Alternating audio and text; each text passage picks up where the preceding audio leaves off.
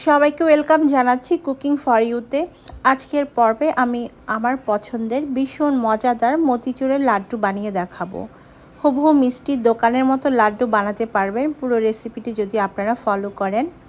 খুব সহজ ওয়েতে আজকে করে দেখিয়েছি। আশা করছি আপনাদের সবার কাছে আমার আজকের রেসিপিটি ভালো লাগবে। ভালো লাগলে আমার চ্যানেলটিকে সাবস্ক্রাইব করতে কিন্তু ভুলবেন না, সেই সাথে পাশে থাকা বেল বাটনটিও প্রেস করে রাখবেন। তাহলে চলুন পুরো রেসিপিটি এখন আমরা শুরু করি। একটা চালনিতে প্রথমে 2 কাপ বেসন নিয়ে নিতে হবে। আমরা বেসনটাকে একটু চেলে নিব, কারণ বেসনে অনেক সময় অনেক ময়লা থাকে, দানা থেকে যায় বেসনের। তো চেলে নিলে আমরা একটা মসৃণ ব্যাটার তৈরি করতে পারবো, তাই বেসনটাকে চেলে নেওয়া খুব ইম্পর্ট্যান্ট। দেখুন কতখানি দানা বের হয়েছে। এখন এর মধ্যে দিয়ে দিতে হবে 1/4 চা চামচ লবণ। একটা স্প্যাচুলা বা হ্যান্ড হুইক্স দিয়ে আমি খুব ভালোভাবে বেসনটাকে মিশিয়ে নিচ্ছি। এখন আমি 1.5 কাপ নর্মাল তাপমাত্রার পানি দিয়ে ব্যাটারটাকে তৈরি করব। প্রথমে 1 কাপ পানি দিয়েছি, তারপর খুব ভালোভাবে বেসনের সাথে পানিটাকে মিশিয়ে নিতে হবে। পরে আরও 1/2 কাপ পানি আমি এর মধ্যে অ্যাড করব। ব্যাটারটা তৈরির সময় খেয়াল রাখবেন কোনো ধরনের দানাদার অংশ যেন না থাকে। তো আমি আরও 1/2 কাপ পানি এর মধ্যে দিয়েছি। 2 কাপ বেসনের জন্য আমার 1.5 কাপের মতো পানি লেগেছে। আপনাদের একটু কম বা বেশি লাগতে পারে। এবার দেখিয়ে দিব আমাদের ব্যাটারের ঘনত্ব কেমন হবে। খুব বেশি ঘন কিন্তু হবে না, মোটামুটি একটু পাতলা করে এই ব্যাটারটা তৈরি করতে হবে।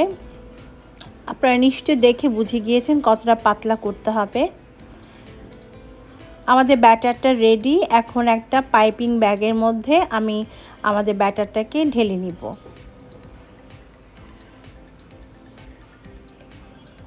পাইপিং ব্যাগের মধ্যে ব্যাটারটাকে ঢেলে নেওয়ার পর পাইপিং ব্যাগটা কোনো রাবার বা কোনো কিছু দিয়ে খুব ভালোভাবে বন্ধ করে দিব। তারপর সামনের ছোট্ট একটা ছিদ্র করব। এই যে সামনে যে আছে পাইপিং ব্যাগের, সেখানে ছোট্ট একটা ছিদ্র করে নিতে হবে, আর কিছুই করতে হবে না। তেলটাকে ভালোভাবে গরম করে নিতে হবে তেলের মধ্যে ব্যাটার দেওয়ার আগে। তারপর এরকম একটা ছিদ্র করে নেবেন পাইপিং ব্যাগে। তারপর একটু উপর থেকে আমরা তেলের মধ্যে আমাদের তৈরি করা ব্যাটারটাকে পাঞ্চ করে ফেলবো তেলের মধ্যে। আর আপনারা বুঝতে পারছেন কিভাবে এটা পড়ছে, আমি কিভাবে ফেলছি। একটু উপর থেকে আমরা ব্যাটারটা তেলের মধ্যে ফেলবো। এখন এই বুন্দিগুলোকে 2 মিনিটের মতো আমি মিডিয়াম হিটে ভেজে নিব। খুব বেশি লালচে বা কড়া করে ভাজবেন না, হালকা একটু লালচে কালার হয়ে গেলে এগুলোকে তেল থেকে তুলে নিতে হবে। দেখতে পেয়েছেন খুব ইজি ওয়েতে এগুলো ভাজা যায়, কত সহজভাবে তৈরি করা যায়, আর কত ছোট ছোট বুন্দি হয়েছে আমাদের। এগুলো ভাজা হয়ে গিয়েছে, আমি এখন তেল থেকে এগুলোকে তুলে নিব। তারপর সেমভাবে আমি সবটুকু ব্যাটার দিয়ে বুন্দি বানিয়ে নিব। সবগুলো বুন্দি বানিয়ে নেওয়ার পর আমি এখন সুগার সিরাপটা তৈরি করে নিব। তাই আমি দিয়ে দিচ্ছি 1.5 কাপ পরিমাণ পানি, সাথে দিয়ে দিব 2 কাপ পরিমাণ চিনি।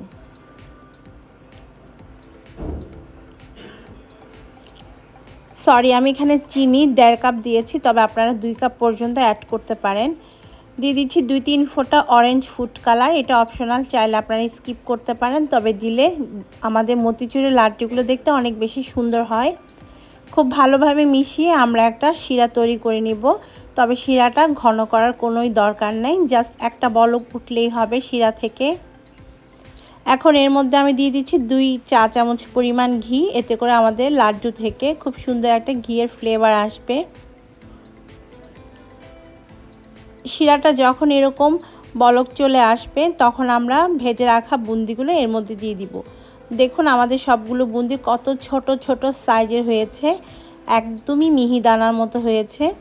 এখন আমি শিরার মধ্যে আমাদের বুন্দিগুলোকে ছেড়ে দিয়েছি। এবার খুব ভালোভাবে শিরার সাথে বুন্দিগুলোকে মিশিয়ে নিতে হবে। মিশিয়ে নেওয়ার পর আমি মিডিয়াম টু লো হিটে কিছুক্ষণ জাল করব, আর শিরাটাকে একটু টেনে আসা পর্যন্ত নাড়তে থাকবো। আরও কিছুক্ষণ জাল করার পর শিরাটা যখন বুন্দি একদমই সোপ করে নিবে আর এরকম ঘন হয়ে আসবে, তখন আরও কিছুক্ষণ নেড়েচেড়ে জাল করতে হবে। ঠিক এই পর্যায়ে যখন আমাদের বুন্দিগুলো আসবে, দেখুন পুরাটা শিরা একদম টেনে নিয়েছে। এখন আমরা ঢাকনা দিয়ে ঢেকে দিব আর চুলাটা বন্ধ করে দিব। আর এইভাবে 1 ঘন্টা রেখে দিতে হবে। 1 ঘন্টা পরে আমি ফিরে এসেছি, আর এরই মাঝে আমাদের বুন্দিগুলো খুব সুন্দরভাবে আমাদের শিরাটাকে অ্যাবজর্ব করে নিয়েছে। এখন এর মধ্যে দিয়ে দিতে হবে ড্রাই ফ্রুটস। আমি এখানে কিছু বাদাম কুচি দিয়ে দিচ্ছি।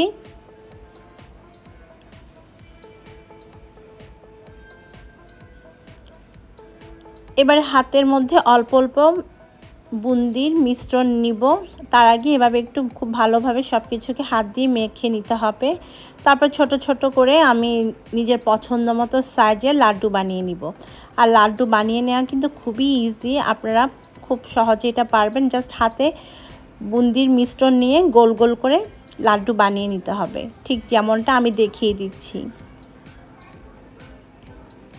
আর এভাবে করে সমস্ত বুন্দি থেকে আমি লাড্ডু বানিয়ে নিব। তো আমার হচ্ছে সবগুলো বুন্দি বানানো হয়ে গিয়েছে।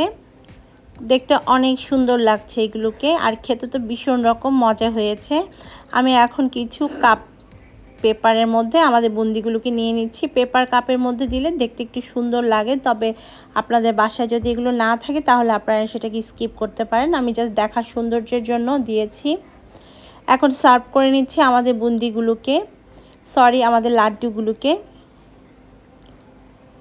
ব্যাস দর্শক, তৈরি হয়ে গিয়েছে আমাদের মজাদার একদম মিষ্টির দোকানের স্বাদের মতিচুরের লাড্ডু। আশা করছি আমার আজকের পর্বটি আপনাদের কাছে ভালো লেগেছে। ভালো লাগলে আমার চ্যানেলটিকে সাবস্ক্রাইব করতে কিন্তু ভুলবেন না। সেই সাথে পাশে থাকা বেল বাটনটি প্রেস করে রাখবেন এমন আরও নিত্য নতুন রেসিপির জন্য। তো আমি উপর থেকে কিছুটা বাদাম কুচি দিয়ে আমাদের লাড্ডুগুলোকে একটু সাজিয়ে নিচ্ছি। এটা অপশনাল, আপনারা চাইলে স্কিপ করতে পারেন। আমি জাস্ট সৌন্দর্যের জন্য সাজিয়েছি। বাসায় যদি এত মজাদার লাড্ডু বানানো যায় তাহলে আর বাজার থেকে কিনে আনার কোনোই দরকার পড়ে না। আপনারা খুব সহজেই এগুলো বাসায় বানিয়ে নিতে পারবেন।